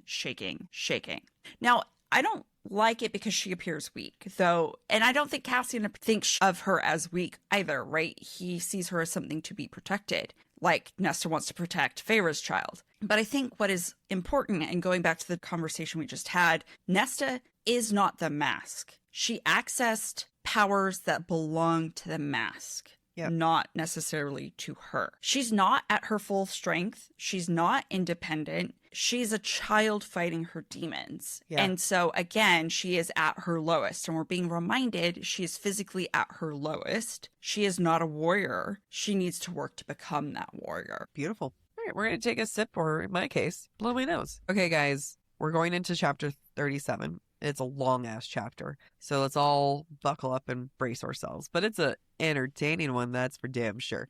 So we're now out of the bog. Cassian and co. are in the torture rooms in the scary mountain that's like right over the Court of Nightmares. And they are torturing the Autumn Court prisoners who are clearly not in their right mind. The Autumn Court soldiers are painted as inferior, and so inferior that they are compared to animals. Quote, Feyre observed from the wall, they're like rabid dogs lost to sanity. They fought like them too, Cassian said. No intelligence, just a desire to kill. Like Jack said, this should be clue. They are not in their right mind. They cannot possibly be Eris's best warriors. One throwaway comment from Cassian that I think is worth pointing out in this scene, quote, Az knew where to slice up a male without letting him bleed out. Knew how to make this last for days. Food for thought. Is this because Az was tortured this way? He knows how to torture because he was tortured? But, like, they only talk about burning his hands. I think they implied more. I just want to know more. Yeah. I just feel like we deserve more of Az's backstory. Oh, we absolutely do. But I think it was like definitely implied that there was more than just burning of hands, that it was like a whole basement of torture for him. Now, among a cast of morally great characters, Feyre can be counted on to ask the moral questions. And Jack has a better insight on this, but I'm going to read this quote anyway. Quote, if they're under a spell from Briellen or Koschei, Feyre asked, then is it right to harm them like this? The question echoed through the chamber over the snarling of the hungry beasts. Rhys said after a moment, no, it isn't. Now, I think this is interesting from an author's perspective because if no one brought it up, the readers would bring it up, right? And so in some ways, SJM is acknowledging the dilemma and the morality of this situation through Feyre. I think that this is very much so on brand for Feyre, personally. Feyre has been tortured. I mean, Cassian even points it out. And she's not into this whole torture scene. And privately, she does tell that to Rhys. And we know it's private because, quote, so he had just said something to, like, he was like, okay, we should stop. Rhys said, eyes shimmering with something like guilt and shame. Some silent conversation passed between him and his mate. So one of the biggest themes that we saw in previous seasons with Feyre was the struggle with her human heart, and that she just was honestly like too good for this world. And yeah, she can do some morally great things, but ultimately she has a very human heart and it's very compassionate. And that's part of her journey. And what I love is that that doesn't stop being part of her journey. That was a dynamic that her and Rhys had to work on. And I appreciate that this is something like, just because their books are done, as far as we know, that doesn't mean that they don't keep developing that way. This does necessitate some introspection on Cassian's part. Quote, every death had a weight, sent a ripple into the world, into time. It was too easy to forget that. It makes sense that Cassian would forget this because he's a general who's been in a lot of war, right? You have to kind of protect yourself from the mental labor of what it means to kill so much. But this thought, in a lot of ways, is a summary of this book. Every death has weight and sends ripples into the world. That's exactly what Nesta's dealing with. That's what Rhys has to confront with the potential death of Feyre, his child, and himself. Like, This whole book revolves around what are the implications of death on those who are left behind. Yep. Now we're back with Nesta. And the team are all done with her torture, and they find Nesta just kind of chilling, watching the mask, even though Rhys was like, but I guarded it. And she's like, nah, not for me. In her mind, she's very contemplative. And they're all talking about like what to do next. And Nesta just kind of expresses something about when the last time she tried to scry, she failed. And Feyre has a reaction to that. Quote, is that what you think, Nesta? That you failed? Nesta straightened and Cassian's chest tightened at the wall that rose in her eyes, brick by brick. It's a look behind the curtain, and Feyre, she picks up on these things very, very quickly. And once again, Feyre is revealing her best and worst parts, because it's part of her best part. The worst version would be Nesta not caring at all. It just so happens that Nesta cares too much, too deeply, and handles it in the worst way. Right. I think it's so important that we recognize Rhys's reaction to this revelation. Quote, when Helion comes, Rhys said gently, as if he, too, understood what Nesta had revealed, I'll have him show you. He knows spells for warding that even I don't. I really appreciate this because Rhys of all people, I think understands what it feels like to fail, right? That his being under the mountain for 50 years was failure on his part, and that really sits heavy with him. And this is another moment of empathy he has for Nesta. And granted, it's only been 2 days since Nesta's nightmare, and he learned what her trauma felt like. So there is a softening between them, right? There is a level of understanding Rhys has not been able to afford her before and will struggle to afford her when she messes up later. But he does see Nesta for who she is in the best way possible in this moment. Amren, on the other hand, is still a cunt. Quote, "You look like a cat tried to eat your face off," which, let's take a moment. Maybe it's meant to be funny. Maybe it's meant to alleviate the situation. However, in a lot of ways, it's also very humiliating. Yeah. It's putting Nesta down because you can't even defend yourself from a cat. Yeah. Granted, yes, this is Amren. This is totally Amren's way of dealing with situations. But it's also a reminder that Amren has no empathy for Nesta right now. Yeah. And I think it really ruins the vulnerability that was being shared in this space. I think for me, Amren is one of the worst characters of like morality, and she's always been that way.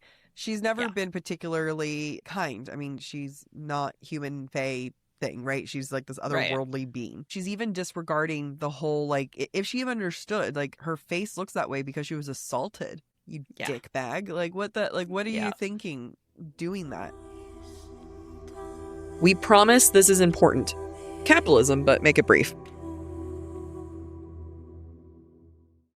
Struggling to find the right metabolic wellness support, even when you're doing everything right, has been one of the most frustrating things for me in my health journey. I've tried other metabolic wellness support providers, and I often feel rejected rather than supported by the process. That's because Brello is focused on long-term health, longevity, and performance, not quick fixes.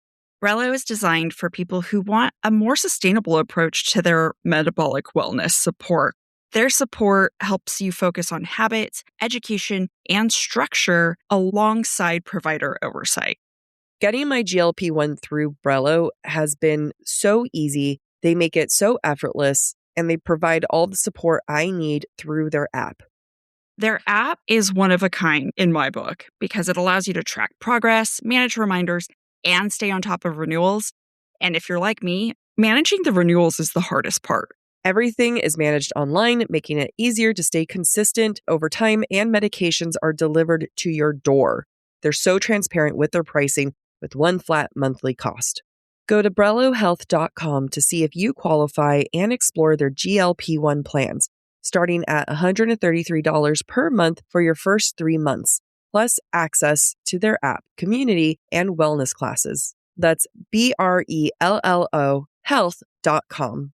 Any information provided is for informational purposes only and should not be construed as medical advice. It is not a substitute for professional medical consultation, diagnosis, or treatment. All patients must consult with a healthcare provider prior to the prescription or dispensing of any medication, which will be done only pursuant to a valid prescription. Compounded drug products are not FDA approved, and the FDA does not evaluate their safety, effectiveness, or quality. Patients are encouraged to discuss the risks, benefits, and appropriateness of any medications, including compounded products, with their healthcare provider before use. Stitch Fix. Shopping is hard. Let's talk about it. I don't have time to shop for clothes. I have to buy everything in 3 sizes to find one that fits. They know me at the post office. Workout wear is my only wear. Stitch Fix makes shopping easy. Just show your size, style, and budget, and your stylist sends personalized looks right to your door. No subscription required, plus free shipping and returns. Oh, wow. That was easy. Stitch Fix. Online personal styling for everyone. Take your style quiz today at StitchFix.com. I just had this like random thought because you were talking about Rhys understanding what it feels like to fail and that he felt like he failed the whole time under the mountain. And I was like, oh, well, that's why it's okay for him, the 500-year-old, to be with the 19-year-old, because he's never been more humbled in his life than feeling like he failed for 50 years. And then, because in my mind was like, well, I wonder what their relationship would have looked like if the Under the Mountain never happened and he happened to stumble upon Farah in the human world. And I think even though Rhys isn't a bad guy, I'm sure before Under the Mountain he was a certain level of cocky, right? And we know Rhys takes a lot of blame for what happened under the mountain. He takes a lot of blame because the only place he saved was the city, was Valaris. He let a lot of other cities be able to get brutalized. And we crap on like this 500-year-old with this 19-year-old, but you have a 500-year-old who has never felt like he's failed more in his life than in that moment. Right. And the 19-year-old did what he couldn't. Yeah. So to me, I'm like, all of a sudden, it just kind of explained where I was like, oh, that's why it does work, and that they are able to meet each other is because, and we're only a few years out. Like, mind you, we're only like a year or so out from Under the Mountain. So he's still fresh from that. And while I don't think he was a failure, again, this is how he viewed himself, he is also a survivor of sexual assault. Again, the same way that Nesta is. He was, I mean, different situation, but he is also a survivor, and he was assaulted for 50 years under the mountain. And of course, he's going to feel his absolute lowest. So when he meets Farah, he's not a 500-year-old swaggering male. Right. Yeah. Great point. Thank you. Happy that has nothing to do with what we're talking about. So in Cassian's point of view, when Rhys says this whole thing about Helion, and like he's like, oh, well, Helion's probably going to hit on Nesta. And Rhys was like, honestly, it might help us. Like, he can try again to hit on Nesta. And Cassian's not into it. So mind to mind, Rhys says, quote, "You wear your heart for all to see, brother," Rhys said without turning Cassian's way. Cassian only shrugged. He was past caring. This is so in contrast to what we literally just saw with Nesta. We just saw Nesta say one slightly vulnerable thing and then brick by brick put that wall back up. And meanwhile, he's like, I love you. Please don't let anyone else hit on you. You're so pretty. You're mine. Yeah.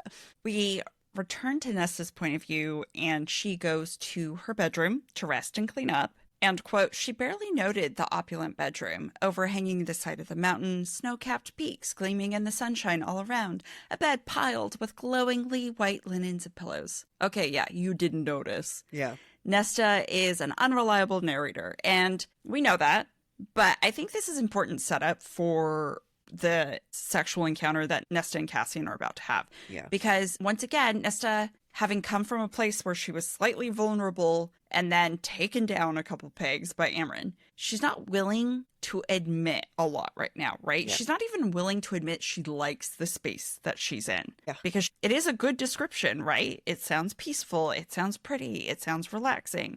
And whether or not it's because she's envious or she just doesn't want to access her emotions, it is important to note that she's not in a space to admit truth. She's revealed too much. She doesn't want to do it again.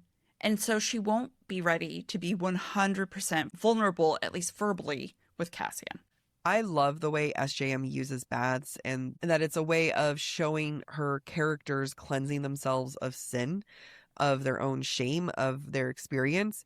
And this time it's no different. And the fact it's like super cleansing of sin. Quote, "Nesta washed away every part of herself twice, and only when she finished did she let herself take in the view. The sunset was at its peak, the sky ablaze with pink and blue and gold and purple. And she willed it to fill her, to clear away any lingering trace of Orid's darkness." It makes sense. Like, she's releasing all of the things that she felt made her dirty. The whole experience there wasn't just her being attacked. It was her having to face her metaphorical demons. She's now washing that away, and she is trying to inhale this light, this pink, this blue, this beautiful sky that's ablaze. We already know Cassian has been described warm like the sun, that he is very much associated with that. And she's trying to fill herself with that. And so it makes sense why she's about to have sex with Cassian. She's removed her own demons from her body temporarily. She's cleansed herself of that. And we know that she views him as a good man. So she's like, okay, you know, I've like purified myself essentially. She's purified, but she also wants to fill herself with goodness, right? She wants to replace the bad with good. And I think that's especially important when we think about her attraction to the mask, because that's something she's also trying to cleanse away. The rightness of what it felt like when she used it. Quote, it had scared her more than anything else. That utter lack of feeling, how good it had felt to be so removed. And it had been so seductive, so freeing and lovely that she'd known the mask had to be destroyed, if only to save herself from it. She has to cleanse away the allure of the mask. And that's another motivation for having sex with Cassian, is to distract herself from the allure of the mask and to replace that allure with something better that she's allured to. It's funny because the mask and that allure of feeling nothing, it's the ultimate vice, right? Like, this is the thing that she was using sex, drugs, and rock and roll to feel that numbness, that nothingness, or to suppress these other feelings. In order to get rid of this ultimate vice, she needs to go back to one of her old vices, which is sex. Except it's not just sex, it's that intimacy. And it starts off with this whole intimate scene when Cassian shows up and he's brought her dinner, and Nesta's surprised that he brought her dinner because he was like, I know you're not going to want to eat with anyone else. And she's just like, how did he know? How did he know her so well? Quote, knew her well enough to grasp that she'd rather eat in her room and piece herself together. The intimacy of him knowing her doesn't put her off. And in the past, that has put her off. That has been the like, he's seen too much, he knows too much. And right now, because she's so vulnerable, because she's just like washed herself of all of these old habits of her old demons, it doesn't scare her. It kind of makes her warm up a little bit to him. And it kind of also, like, this idea of like piecing herself together, it kind of reminds me a little bit of like an animal recovering. Like, they're just like in the corner of like, let me take care of this before I come back out. Speaking of animals, when Cassian sees Nesta naked, quote, he shook his head like a wet dog. Now, I bring this up because it's a little pitiful, right? Yeah. Seeing wet dogs, they don't like to be wet. I think of my dog Rowan, who hates the wet and the cold, and they just like look at you like you've ruined their day. Yeah. And I bring this up because what I'm going to focus on a lot during this sex scene is the push and pull, the give and take between Nesta and Cassian. They take turns being predator or prey, dominating, submitting, and that's really what draws them together. Neither one of them is truly dominant over the other. And we start this encounter with this vision of Cassian as a wet dog, who, quite frankly, Nesta's about to take advantage of. But he doesn't stay that way for long. He doesn't stay vulnerable and pitiful like that for very long. Yeah. I went on to point something out. Okay, so I'm going to reenact this. Here I am. I'm Cassian. I'm holding the food. And I see Nesta naked, and it's like what I'm doing right now. Like, wow, right? That move. Realistically, this is how a dog shakes themselves when they're wet. Whoa, like no, I know. In my mind, Cassian's like, I know. I just was like, like in my mind, it's that like you're in awe and you're just like, wow. And that's not what happened. It's like a full body. Yeah, full body chills. Yeah. So this is the first time that Cassian and Nesta have penetrative sex. And while it is hot as hell, it's also intimate as hell. Quote, yes, her body seemed to say, this, him, life to drive away the mask, life to drive away the horror of Orid, the need to touch him, feel his warmth and strength pounded through her. How can anyone not think that this is just smut, that this is not meaningful, and that there's more to this? Also, now that we've thought of this, I'm like shaming myself for being like annoyed that she lost her power. The power was the cauldron. The mask is the cauldron. She wants to be removed of the mask to drive away the mask. She doesn't want it. She doesn't want the power of the cauldron. So I'm like, oh, actually, this, I'm not mad about it anymore. Yeah, she wants life, right? Yeah. And what is the mother if not the giver of life? Yep. Anyway, now, as I was alluding to earlier, Cassian starts out at a disadvantage in this situation, kind of like a wet dog. He's caught off guard. And so Nesta starts by taking control. Quote, if he wouldn't climb into the bath, then she'd go to him. Nesta waded through the steps of the sunken tub, and Cassian went rigid. She's setting the tone. It's just sex. This is what I want. Which Cassian doesn't like, but you know what? He's going to take what he can get, because yes, he does want to have sex with Nesta. Yeah. So knowing, however, that this is not about vulnerability, quote unquote, Cassian goes on the offensive. And that's because he, like Nesta, wants to protect his vulnerability, his heart. And so he takes over. He goes from the wet, pitiful dog to the predator. Quote, he circled her nipple again, a predator playing with its dinner. He was the portrait of male arrogance, a warrior posed to conquer, and she nearly climaxed at the sight of it. There is a constant fight for dominance, but not in a spiteful, angry way. They're into it, right? Yeah. And part of it is, again, this need to hide their vulnerability. Nesta tells Cassian, this isn't the house, because she promised him he could fuck her in the house. His breathing rasped around them as she smiled up at his drawn taut features. So I think that means we'll fuck wherever I want. Cassian grinned, and the hand at her waist swept down to cup her bare ass. He squeezed one cheek. As long as I still get to fuck you in the house.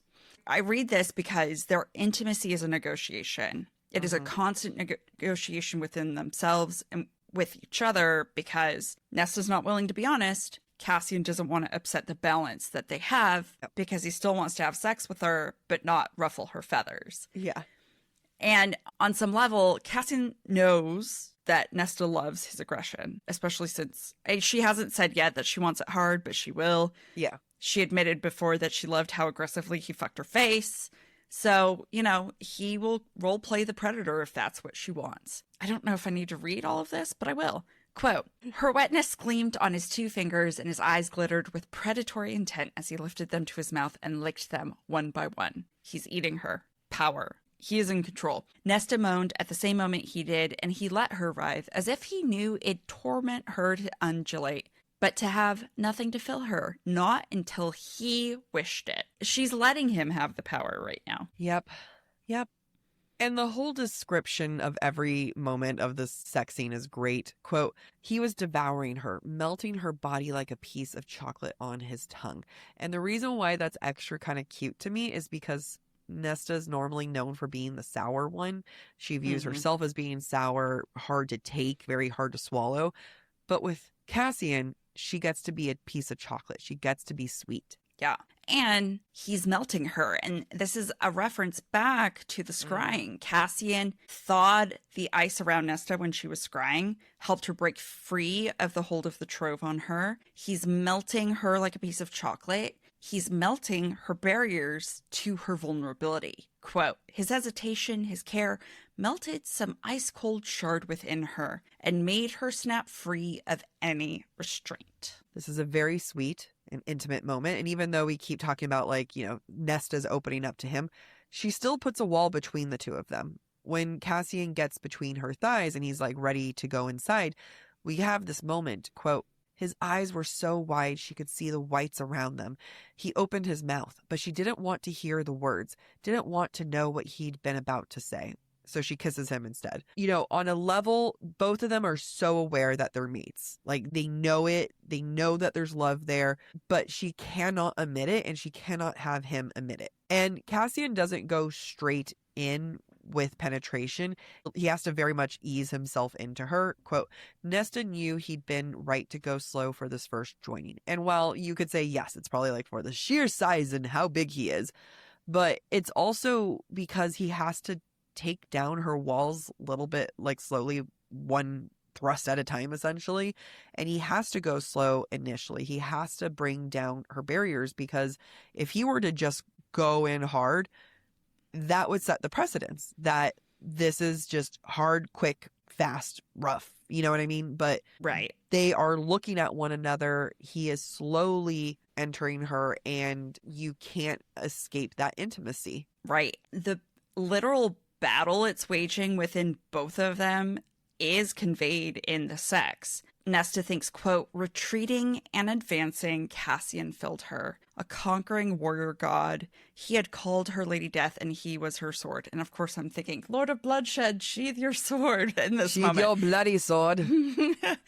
But on one hand, the retreating, advancing, that is Cassian breaking down the barriers to Nesta's vulnerability, like Jack just said. In other ways, also, this comparison to war to battle is also power, right? There is power in their joining, and Nesta loves it, even if it scares her. And she doesn't want to be the only one vulnerable in this moment. Cassian is unraveling her, and so she also wants Cassian to lose control so that at least they are equal. Quote, she liked seeing him undone. She wanted Cassian roaring, wanted him so lost that he couldn't remember his own name.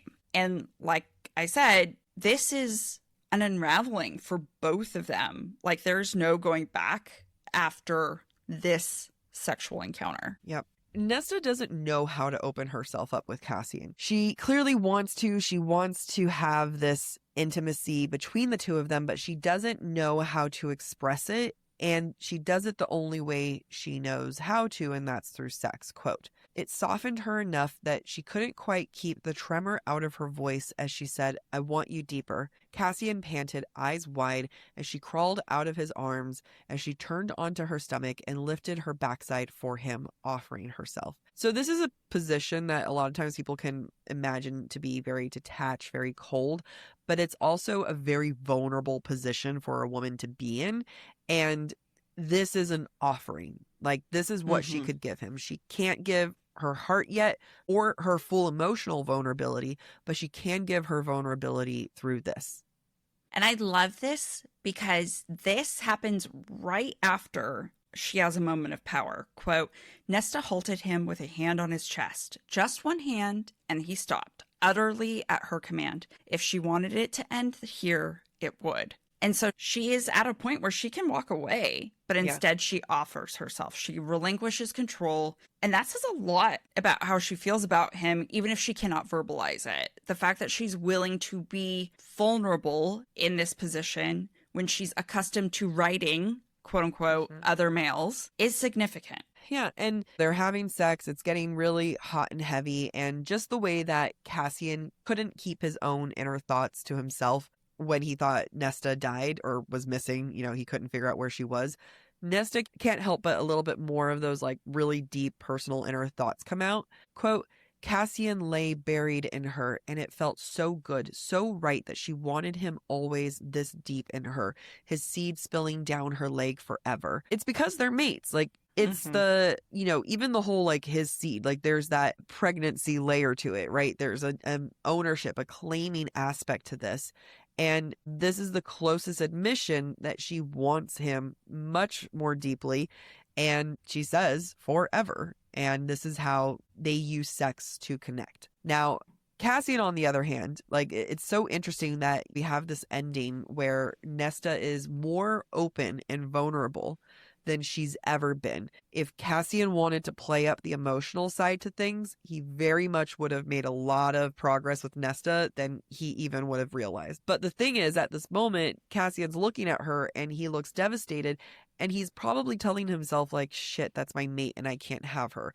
What's great about SJM's writing is that we're never in Cassian's head when he's probably making these logical assumptions that they're mates, right? It's more, we're viewing this more from Nesta's point of view, because as Cassian watches her, quote, Cassian still knelt, and his face, it was utterly devastated, as if she'd taken him apart and left him in ruin. Super heartbreaking. He looks at her and he goes, just sex, right? And he picks up his stuff and runs out. And I know we're heartbroken for him, but I gotta say, aftercare is a very important part of sex. I know you're laughing. No, please. As someone who's never had sex with a man, I have to...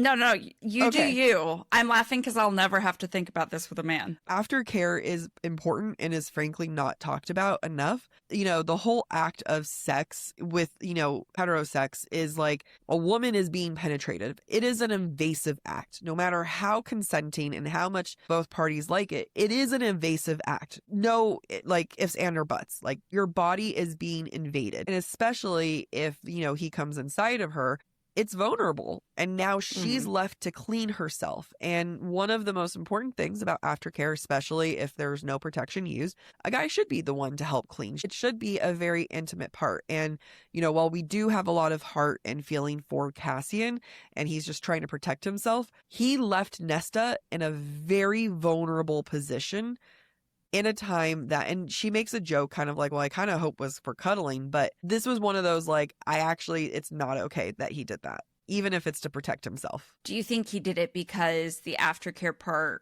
would show too much care?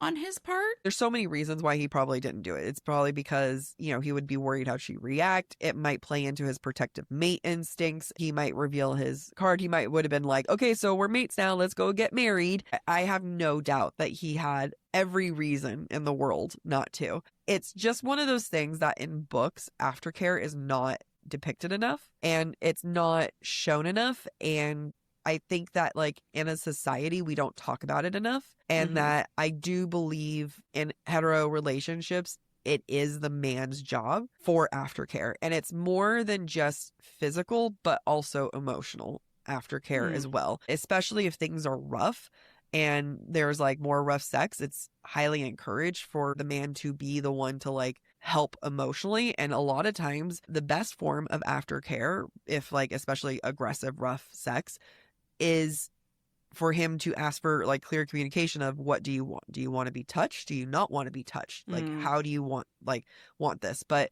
ultimately, like, again, doesn't matter how accepting she is. It's like, you know, sex and aggressive sex, like especially a woman who's being penetrated, it's a very raw emotional experience, no matter how detached you may want to be. But yeah, I just don't think aftercare is depicted enough in books or in society. More than just like, it's a towel. It's like, it's more than that. Yeah. Yeah. Okay. Yeah. Thank you for bringing that up. You're welcome. As someone who's never engaged in heterosex. Yes. Yeah. But for everyone, just throwing that out there. Yeah. Like, you know, for every person, aftercare is important. So time to come back to the question. If Nesta and Rhys mirror one another, then what does it mean for them to call a truce? And can they ever truly adhere to a truce between them? I think that it's an interesting moment for Nesta and Rhys to be on the same page because, quite frankly, they're both coming to terms with Nesta's trauma, but also the risk to Feyre. And so maybe for the first time, and maybe the only time, they're on the same page about their feelings about Feyre, their feelings about Nesta. It can only happen because Nesta's realizing how much of a shit she's been. She's coming to understand just how hurtful she's been, which is why Rhys is able to connect. And it's only going to last so long as Nesta is able to stay away from her bad habits and the things that are hurtful, right? Yeah. So the second that she does choose to hurt anyone, that's when the truce is off. And vice versa. And that's what I was about to say. Yeah. On the flip side, if Rhys was intentionally hurtful to Nesta or Feyre or Lane or Cassian, the truce would be off too because she won't accept her shit anymore. She's not going to accept his shit either. Yeah, it's truly two people that have to be living their most like honest versions of themselves, like, or not honest, because sometimes I feel like if they were living their honest versions, they would be like just as fucked up, like continue. And that's the thing, right? Is that their most honest versions of themselves isn't pretty. They're capable of some very dark, deep, bad things. And even for me in my most like lowest points of my life, I didn't go in these directions. I think like people, I don't want to say like you either have it in you or you don't, but like essentially it's like everyone's darkest moments are going to look different. Theirs are similar. I hope one day they kind of realize that they're more similar than they even realize. I do look forward to book 6 and for Breadcrumbs and Broomsticks, where we can talk about some more theories that I have, which I can't because it mentions other things. Yes. So let's wrap it up. Yeah.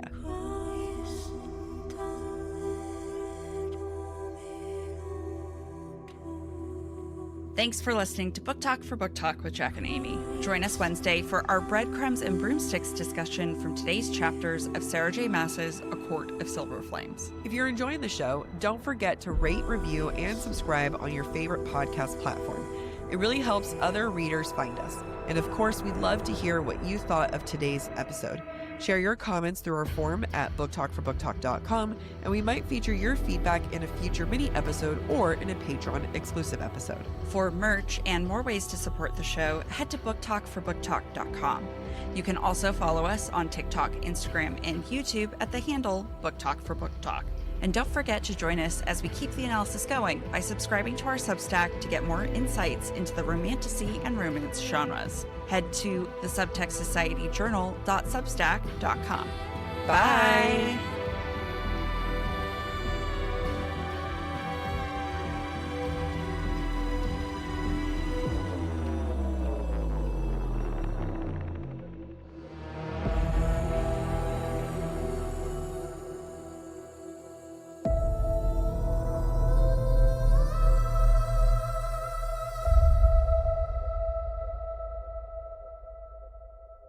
I have the most complicated period ritual just to make sure that I am comfortable and I don't have any accidents. And at the end of the day, I'm not comfortable and I still have accidents. I am so happy that I have finally made the jump to Knix because I can sleep so much easier when I'm on my period now with their leak-proof underwear. Knix, that's Knix, has completely changed how I feel about my period. Their leak-proof technology not only looks and feels like regular underwear, but it washes like regular underwear, and they have a range of absorbencies because if you're like me, my period keeps changing. The heavier days are heavier and shorter, and I don't know what to expect. With up to 6 super tampons worth of absorption, I'm totally covered. Plus, Knix has patent-bonded edges to prevent side leaks. We all know about those dreaded side leaks. They are the bane of my existence. Their underwear is buttery soft, stretchy fabric and cuts like thong, bikini, boy shorts, high rise, and more. Their thong has seriously changed everything. I wear that on my last day of the period where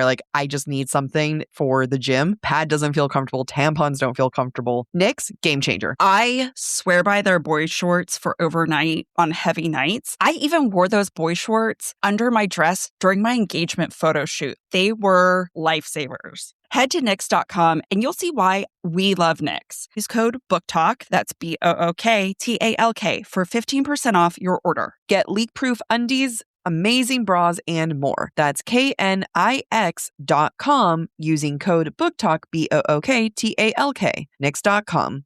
Struggling to find the right metabolic wellness support, even when you're doing everything right, has been one of the most frustrating things for me in my health journey. I've tried other metabolic wellness support providers, and I often feel rejected rather than supported by the process. That's because Brello is focused on long-term health, longevity, and performance, not quick fixes. Brello is designed for people who want a more sustainable approach to their metabolic wellness support. Their support helps you focus on habits, education, and structure alongside provider oversight. Getting my GLP-1 through Brello has been so easy. They make it so effortless, and they provide all the support I need through their app. Their app is one of a kind in my book because it allows you to track progress, manage reminders, and stay on top of renewals. And if you're like me, managing the renewals is the hardest part. Everything is managed online, making it easier to stay consistent over time, and medications are delivered to your door. They're so transparent with their pricing with one flat monthly cost. Go to BrelloHealth.com to see if you qualify and explore their GLP-1 plans, starting at $133 per month for your first 3 months, plus access to their app, community, and wellness classes. That's BRELLO health.com. Any information provided is for informational purposes only and should not be construed as medical advice. It is not a substitute for professional medical consultation, diagnosis, or treatment. All patients must consult with a healthcare provider prior to the prescription or dispensing of any medication, which will be done only pursuant to a valid prescription. Compounded drug products are not FDA approved, and the FDA does not evaluate their safety, effectiveness, or quality. Patients are encouraged to discuss the risks, benefits, and appropriateness of any medications, including compounded products, with their healthcare provider before use. Security program on spreadsheets, new regulations piling up, and audit dread? It's time for Vanta. Vanta automates security and compliance, brings evidence into one place, and cuts audit prep by 82%. Less manual work, clearer visibility, faster deals, zero chaos. Call it compliance or call it compliance. Get it? Join the 15,000 companies using Vanta to prove trust. Go to vanta.com/com. ¿Hablas español? Sprichst du Deutsch? Kann du Norsk? If you used Babbel, you would. Babbel's conversation-based techniques teaches you useful words and phrases to get you speaking quickly about the things you actually talk about in the real world, with lessons handcrafted by over 200 language experts and voiced by real native speakers. Babbel is like having a private tutor in your pocket. Start speaking with Babbel today. Get up to 55% off your Babbel subscription right now at babbel.com/Spotify. Spelled BABBEL.com/Spotify. Rules and restrictions may apply. Ryan Reynolds here from Mint Mobile.